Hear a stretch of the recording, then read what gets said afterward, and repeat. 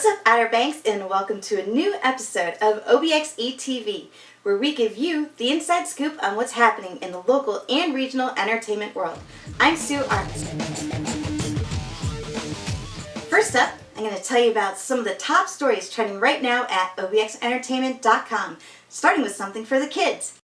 Roanoke Island Festival Park in Manio has announced a full summer of children's shows, including Hansel and Gretel and the Velveteen Rabbit in June, followed by Your Good Man Charlie Brown, The Little Princess, and Don Quixote in July. Tickets are on sale now at the Festival Park box office. For the first time this year, you can get schooled on how to cook the perfect North Carolina style pork barbecue at a new series of professional barbecue demo classes now offered through our friends at Outer Banks Restaurant Tours. You too can learn the secrets of a barbecue master at these demo classes, held on Tuesdays from 6 to 8 p.m. this summer. In NC Film News, the new comedy Tammy has debuted a hilarious official trailer, which you can watch at OBXEntertainment.com right now. Filmed in Wilmington, North Carolina, Tammy arrives in theaters on July 2nd. You can get full details on each of these stories, plus our review of The Amazing Spider-Man 2 right now at OBXEntertainment.com.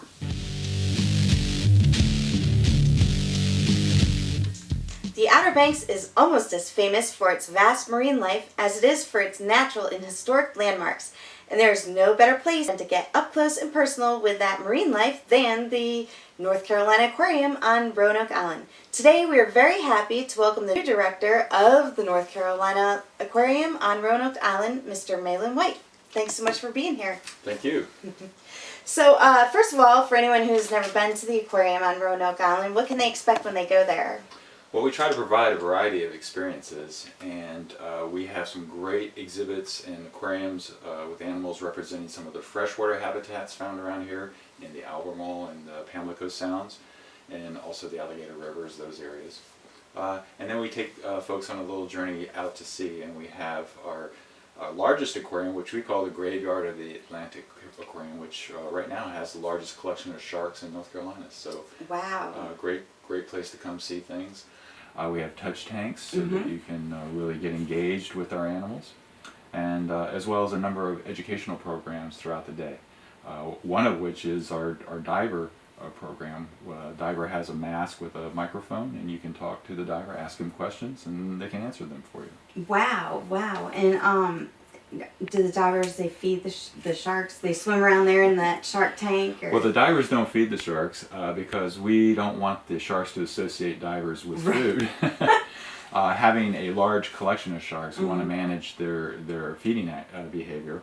And so we will do feeding programs, but the divers won't be in the water at the same time. Gotcha. Now, something we have just started, which is becoming very popular, is if you're a certified diver, we're one of about a dozen aquariums in the country that we can let you dive with our sharks. We have a very nice program that takes certified divers into an area where you can get up close and personal. And I've been diving for over 45 years, and I always get excited when I dive in that tank because you will never see a collection of sharks that great. I should say it would be a very rare event to have that. So to see it like that under pristine water conditions is really a treat. Yeah, that sounds great. So if people go and visit, you might be the one actually in there. You might see me in the back. Cool, cool. And we understand you have some exciting new exhibits this year. We always try to generate new activities and new things to do.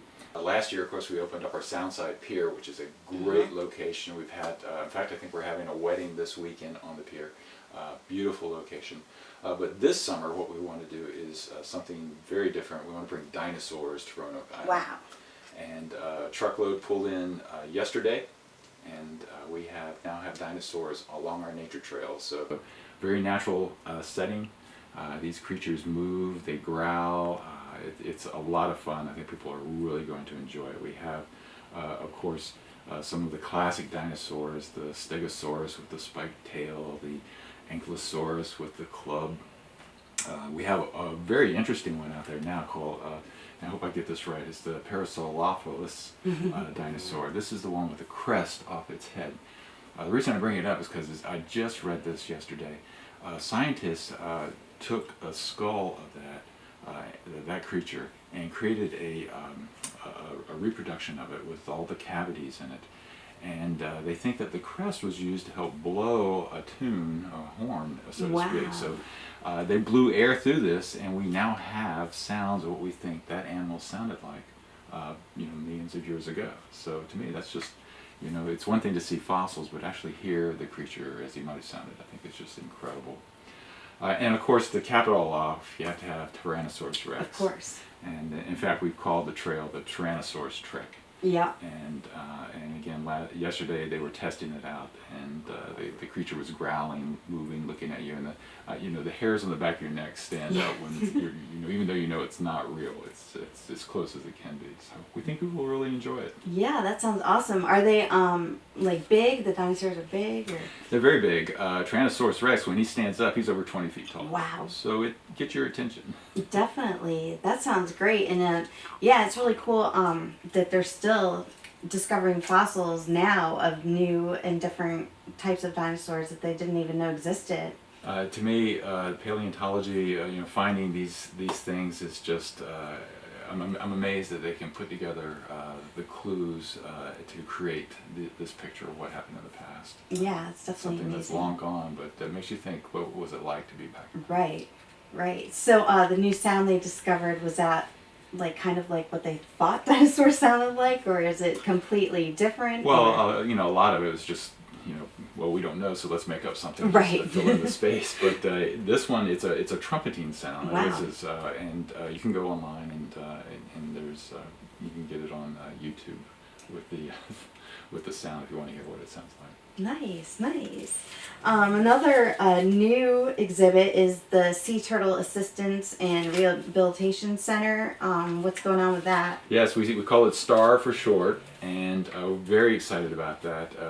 This area is, the northern Outer Banks area has always been an important place along the Atlantic coast. It's sort of a crossroads, if you will. You have colder northern currents coming in, meeting the Gulf Stream, the warm Gulf Stream currents, and so you have so many things happening off the shore here that, and we're kind of remote. We're not near, any big metropolitan area, and so a lot of things happen that may go unnoticed.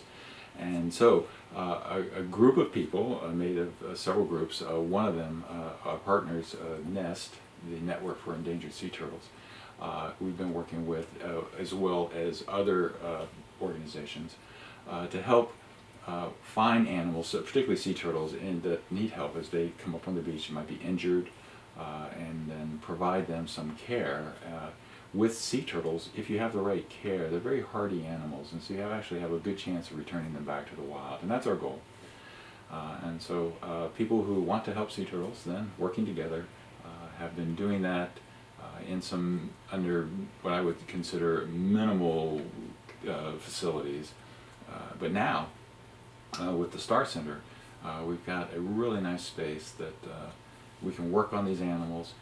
And we've provided an area where the public can come in and see what's going on. Up until now, everything's been behind the scenes. Right. And so if you don't see what's going on, you may not realize that it's happening at all, or even appreciate the level of attention that's given to help these animals. And so it's been, we've been building it for the past 6 months, I guess, and it's almost ready to open. We'll have a soft opening come Memorial Day weekend. And then we'll have a grand opening later in June. But people will be able to see us install the tanks, get everything together. We'll have some activities in the room. For example, we have 2 overhead cameras so that visitors can control with the joystick 1 of 2 cameras and zero in on any of the tanks to see what's happening in that tank. Wow. A number of neat stories. Yeah. And successful stories. So great. It's a very satisfying experience. Nice. So you already have sea turtles on site? We've had them in the back, and so our goal will be to start moving them out. We haven't fully outfitted the Star Center yet, but that will be a process that we'll be doing. You'll see some of it by late June, and then of course by the end of the summer we expect to have most of the tanks in place and working to their best in the fall, when the weather turns cold, that's when we see a lot of turtles start coming to us. If the water temperatures drop suddenly, the turtle doesn't have a chance to swim south, which is its normal preference. And so what we have are animals coming in, we call them cold stunned. They're very lethargic. Sometimes they're mistaken for dead. But with the proper care, we can get them back into shape. But last year we had over 100 turtles we processed. Gosh. And that was a record for us. And so I think a lot of things are happening. And to be able to respond to that and help these animals, I think it says a lot about the community and the area. Yeah, definitely. I know, and they are huge, massive animals. I know I was taking a walk on the beach probably about 5 months ago, and it might have been because the waters got cold, but it was at sunrise, and there was this huge turtle washed up, and I wasn't sure if he was dead or alive at first, but I think he was passed on. But I called the hotline? Yes, Right. yeah, and they came and I guess did whatever they do, but they are just huge creatures and they're amazing. Well, we have a lot of different sizes, and we have several different species of sea turtles. The huge one probably was a loggerhead, but we have Kemp's Ridleys, we have greens, a number of different species that we can help. We recently had a green turtle who came in who had a broken flipper. And working with our vet, we're able to create a special cast for the animal. So it healed up nicely. We're monitoring it right now, but we're the first group to be able to demonstrate whether or not this special cast works or not. So I think that's very, very cool. And Yeah, a chance to do that helps everybody. Yeah, for sure. And I know, Stephen, that one I saw, he kind of almost looked like a dinosaur, like prehistoric. They're very. They have a long lineage. Yep. So they do go back a ways. Wow, that's pretty cool. So why is marine life education important to you? What appealed to me, I think, starting as a young boy, was just the fact that these it's full of creatures that are different, and I started diving, as I said, over 45 years ago, and one of the things that hit me was just it's like traveling to another planet. You're underwater, you're breathing on your own special life support system, you're seeing creatures that are doing bizarre things, different things, and it captivated me. So after that first dive experience, I was in high school, I started thinking, how can I stay underwater as long as possible? Wow, yeah. And so I studied marine biology, and then to answer your question, I learned that it's important to us all because we're an ocean planet, and so to ignore it, we're ignoring most of what's going on our planet, and of course it has an effect on the land that we live in. And so, to me, I think, to learn more about it is just going to help us, and we have to keep this planet going. Exactly. And that's, to do that, we have to have knowledge. Yeah, definitely. And I know you're always busy, but what's your ideal way to spend a day off on the Outer Banks? Well, believe it or not, I like to do things that have something to do with the water. I enjoy kayaking, and this is a great place to do that, and a little sailing as well. So, if I have my preferences, those are the things I'm drawn to. But scuba diving, I still do that. And there's a wreck, you can swim off the beach at Milepost 7, the Triangle wrecks, and those are still fun to visit and see how they've been doing over the years. Yeah. So there's all kinds of things happening there. Cool. And just a general kind of out there question, are you excited for the new Godzilla movie? Because I know he came up out of the sea. Are you ever nervous when you're down there that you're going to see something crazy? It's funny, I made a mistake of watching a film before my first open water dive, and it was called Blue Water White Death. And it's about the great white shark. And of course, all I knew was from what I saw in that film. So I spent the entire dive looking over my shoulder trying to watch it. But it actually dove for about 10 years in the ocean before I saw my first shark. So wow. And it's not that they're not there, it's just they know you're there, they're not that interested in you. You've got bubbles coming out of your head, and so it's kind of weird. And so they tend to avoid you, which is a nice arrangement. And it wasn't until I'd been underwater for some time that I started to see them. And then I started going to places where I could see them. Right. And that's been very rewarding. I guess the best thing I can say about that is when I put my scuba tanks on, I'm still excited because I never know what I'm going to see when I go down, and that's, you know, how many sports can you say that? Right. About that? So Right. I've enjoyed it. I've enjoyed the opportunity to try to convey some of what I've learned, and with the staff that we have at the aquarium to educate and inspire folks that come in. And so a lot of what we're doing at the aquarium is to try to get people interested in the marine environment, but do it in an entertaining way. I mean, Right. we're not a classroom. Right. We want you to have fun, but I think we all enjoy it and find it a little extra rewarding when we've taken something out of that experience and stays with us. Along those lines, one of the things that we're very excited about looking ahead is we're currently planning a complete renovation of the aquarium. So Wow. we opened the form that we're in now. We opened in the year 2000, and so that was 14 years ago. Right. And so, you know, as you might imagine, things need changing. Mm-hmm. And we've done a few changes, which we hope people will come and see. But next year, come summer, we want a whole new gallery. We'll have all new galleries and experiences for people to enjoy, and new things, surprising things too. So we hope people will stay in touch with us. You can go to our website. Yes, I was going to ask you that. It's ncaquariums.com, and then select, since we have several aquariums and the Jeanette's Pier as part of our organization, select Roanoke Island, and then we can pull up all of the activities that we have going. We have a wonderful array of special programs. Our summer camps are going strong right now. People are signing up for those. Many activities. The seafood series, where we bring a chef in from a local restaurant. One of the favorites among the adult audience that we have. That's going strong. This summer, we plan to have Monday through Friday, every day, a theme.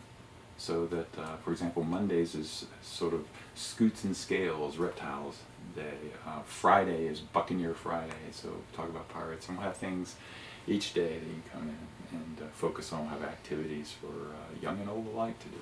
Great. Are you guys open 7 days a week, like in season, or? 7 days a week, 9 to 5, and we are only closed 2 days out of the year, and that's Thanksgiving Day and Christmas Day. Wow, wow. So if it happens to be kind of raining, that would be a great alternative to the beach. If you want to get in, or if you're sunburned and you want to get in from the heat, we have air conditioning. It's just a great place to go and still be connected with the ocean.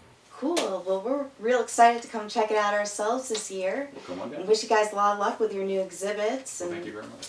And thanks so much for being here with us today. That's my pleasure. Thank you. And thank you for joining us. I'm Sue Artz with OBX Entertainment.com, and we'll see you soon.